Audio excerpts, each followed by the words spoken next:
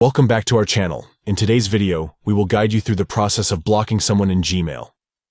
Whether you're dealing with unwanted emails or need to prevent further communication with a specific sender, blocking can be an effective solution. Let's dive into the full guide. Step 1. Open Gmail on your device. Ensure that you are logged into your Gmail account. Step 2. Choose the email from the person you want to block and tap on it to open it.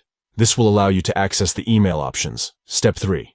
In the top right corner of the email, you'll find 3 vertical dots. Tap on these dots to open a drop-down menu with additional options. Step 4. From the drop-down menu, choose the Block option. This action will prompt Gmail to block all future emails from this particular sender. By following these simple steps, you can effectively block someone in Gmail and stop receiving emails from them.